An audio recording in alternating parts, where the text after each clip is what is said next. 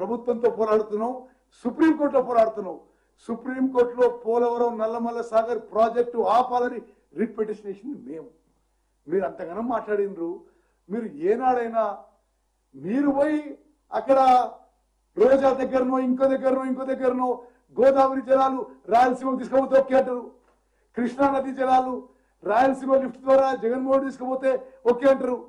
మేము కృష్ణా నది జలాల విషయంలో, గోదావరి నది జలాల విషయంలో ప్రతి చుక్క మనకి మా హక్కుగా రావాల్సిన నీటి వాటా కోసం అన్ని స్థాయిలో పోరాడుతున్నాము. సిన్సియర్ గా, కమిటెడ్ గా కేంద్ర ప్రభుత్వంతో పోరాడుతున్నాము, లీగల్ గా పోరాడుతున్నాము. మరి ఇంకో విషయం, అసలు నీళ్లు తక్కువచ్చినా ఎక్కువచ్చినా అని ఏదో మహబూబ్ నగర్ లో నీళ్లు ఎక్కువ రాలే, నల్గొండలో ఎక్కువ రాలే. కేసీఆర్ గారు కొద్దిగా ఇంకా బెటర్ ప్రిపేర్ కండి. మీరు ప్రిపేర్ రాకుంటే ఇట్లా పిచ్చి పిచ్చిగా ఏదో మాట్లాడుతుంటారు. నల్గొండలో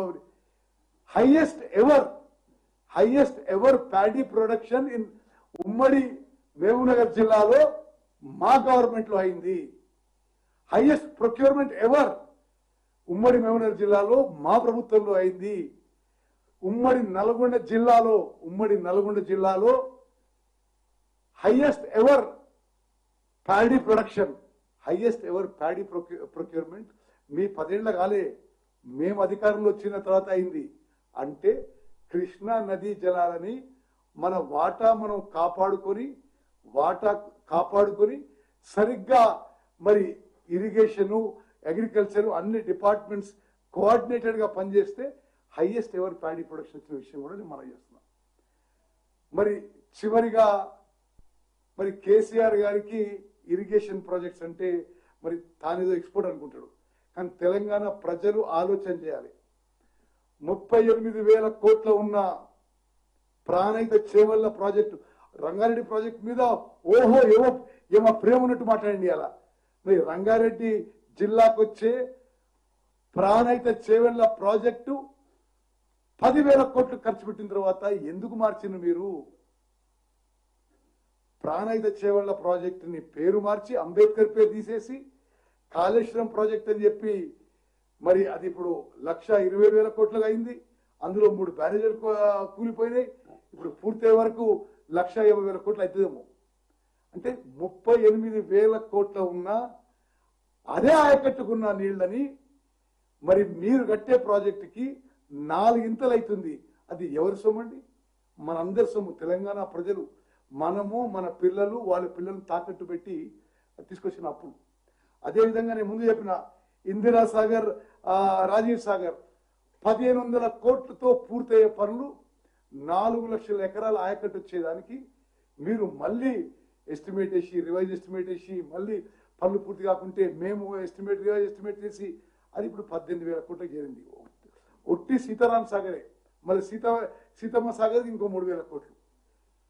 అదేవిధంగా మరి పాలమూరు రంగారెడ్డి గురించి మీరు మాట్లాడుతున్నారు. ఏదో మీరు 90% చేసిన అంటున్నాడు. మీడియా మిత్రులారా మీరు గమనించాలి. సరే, ఆయన ఎవరు తెలియలేరు, ఆయనంతా తెలియకలు కాకపోవచ్చు. బట్ తెలంగాణ పట్ల చిత్తశుద్ధి, సిన్సియారిటీ, కమిట్మెంట్ ఉందని చెప్పి మనం చేస్తున్నాం. మరి వాళ్ళు తద్దమ్మలు, వీళ్ళు తెలియలేని వాళ్ళు అంటున్నాడు. మరి ఎవరు తద్దమ్మలు, ఎవరు తెలియని వాళ్ళు ఆయనే తెలంగాణ ప్రజలు డిసైడ్ చేయాలి. పాలమూరు రంగారెడ్డి ప్రాజెక్టుకి డిస్ట్రిబ్యూటరీ కాలువలకి 10 ఏళ్లలో ₹1 ఖర్చు పెట్టలే, ఒక్క తట్టెడు మట్టి ఎత్తలేదు.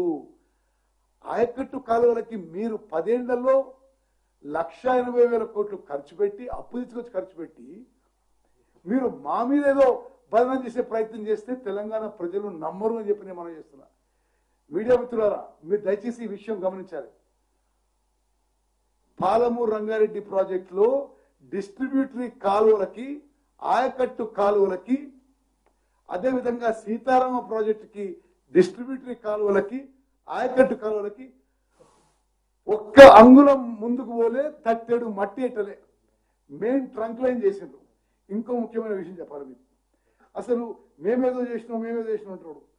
అసలు దానికి main link Narlapur Yedula package, ఏది పాలమూరు రంగారెడ్డిలో